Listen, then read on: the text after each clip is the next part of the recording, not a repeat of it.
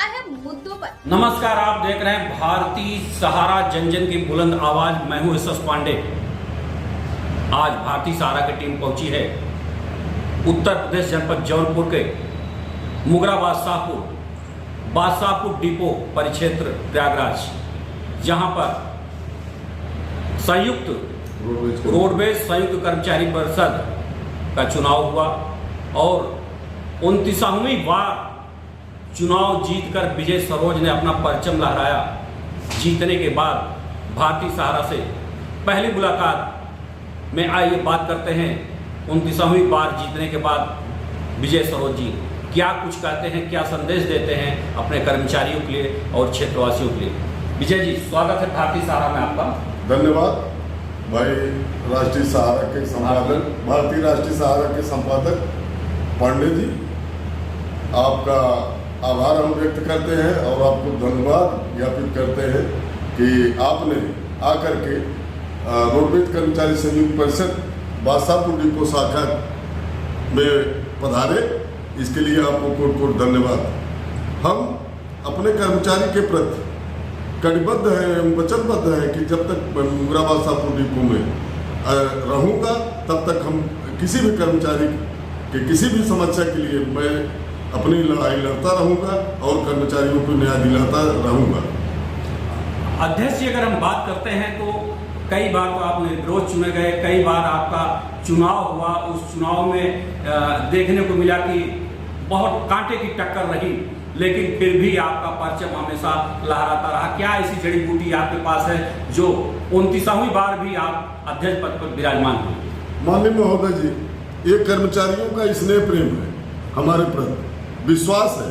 कर्मचारी हमसे सदैव लगे रहते हैं। हम भी कर्मचारी की जितनी भी समस्याएं हैं उसको बिल्कुल गहराई से लेते हैं और उसका निदान करवाते हैं। जो हमारे स्तर का रहता है हम अपने स्तर से निदान करवाते हैं और बाकी हम अपने अधिकारियों से अनुमय विनय करके किसी भी तरीके से कर्मचारी की समस्याओं का निदान कराते हैं। इसलिए कर्मचारी हमारे प्रति आभार व्यक्त करते हैं एवं हमसे जुड़े रहते हैं।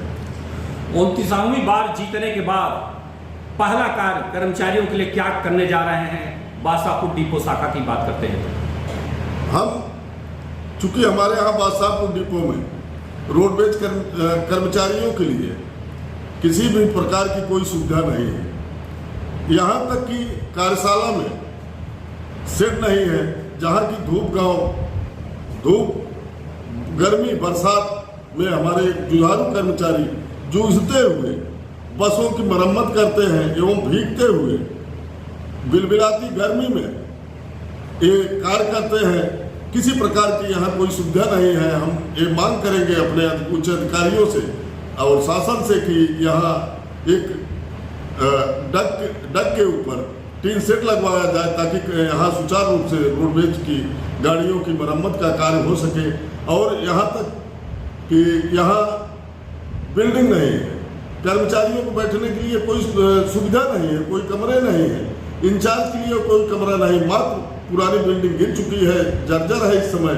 और उसके बाद उसके गिराने के लिए कई बार पत्राचार किया गया है। अभी तक डीएम महोदय के यहाँ फाइल हमारी फंसी हुई है। ये जर्जर बिल्डिंग किस समय गिर सकती है, कोई हताहत हो जाएगा, तो इसमें संपूर्ण जिम्मेदारी जो है शासन की होगी। महोदय जी, हमें आपको अवगत कराना चाहते हैं कि यहाँ केवल 2 ही कमरे बने हैं, जिसमें ARM महोदय का एक कमरा है और उसी में कैशियर अपना कैश का कार्य करते हैं और एक कमरा ATM के लिए है जिसमें पूरा संचालन का कार्य होता है। बड़ी असुविधा है यहाँ कमरे न होने से, इसलिए कर्मचारियों की बहुत बड़ी समस्या है। हम आपसे भी निवेदन करेंगे कि आप अपने मीडिया के माध्यम से प्रचार प्रसार करें और बादशाहपुर डिपो को सुविधा दिलाएं। जनता देख रही है, क्षेत्र की जनता सामने देख रही है। जीतने के बाद 29वीं बार परचम लहराने के बाद अध्यक्ष पद की कुर्सी पर विराजमान होने के बाद क्या संदेश जनता को दे रहे हैं? देखिए, जनता देख रही है।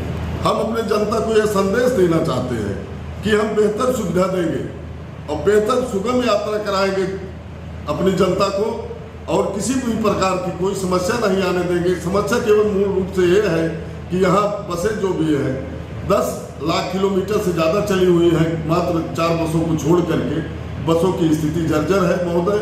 किसी न किसी तरीके से हमारे यहाँ के जुझारू कर्मचारी ठोक पीट करके मरम्मत करके बसों का संचालन करते हैं और यात्रा सुगम यात्रा देते हैं यहाँ के नागरिकों को।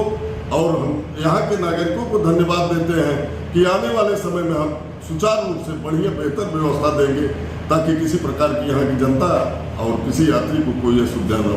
कर्मचारियों और क्षेत्र के लोगों के क्या बधाई संदेश दे रहे हैं, क्योंकि 29 बार हो गया, 29वीं बार आप विराजमान हुए।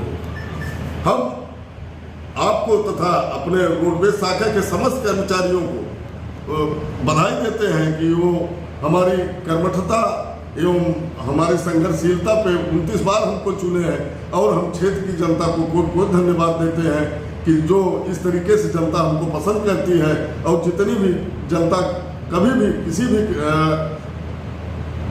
यात्री का फोन आता है, कभी भी आता है, हम उसका निराकरण करवाते हैं और सुगम यात्रा देने का संकल्पित है। भारतीय सहारा से बात करने के लिए आपका बहुत बहुत ही धन्यवाद। महोदय, कोट धन्यवाद हम आपको देते हैं कि आप अपना अमूल्य समय दे करके हमारे बीच आए हैं। इसके लिए हम रोडवेज कर्मचारी की तरफ से, बादशाहपुर डिपो की तरफ से, समस्त कर्मचारियों की तरफ से हम आपका आभार व्यक्त करते हैं एवं धन्यवाद देते हैं। धन्यवाद। अभी आपने देखा किस तरीके से रोडवेज संयुक्त कर्मचारी परिषद के अध्यक्ष विजय सरोज 29वीं बार चुनाव हुआ बाकायदे, और चुनाव में अपना परचम आपने लहराया। परचम लहराने के बाद आपने कहा कि जो पीड़ा कर्मचारियों के प्रति है, बैठने की कोई व्यवस्था नहीं है, कोई टीन सेट की व्यवस्था नहीं है, कमरे की व्यवस्था नहीं है, जो भी 2 कमरे हैं उसी में पूरा कार्यभार चल रहा है। उन्होंने अधिकारियों से, उच्च अधिकारियों से मांग किया है कि यहाँ के कर्मचारियों के लिए, यहाँ के संचालन के लिए विशेष ध्यान दिया जाए। अपने सहयोगी सर्वेश तिवारी के साथ मैं सस पांडे, मुगराबाद शाहपुर जौनपुर। आपका चहेता चैनल भारत सरकार की डिजिटल मीडिया आचार संहिता 2021 के अंतर्गत FCDN का सदस्य है। हम अपनी खबरों में FCDN की कोड ऑफ इथिक्स का पालन करते हैं। FCDN का सदस्य होना ही खबरों की प्रामाणिकता है।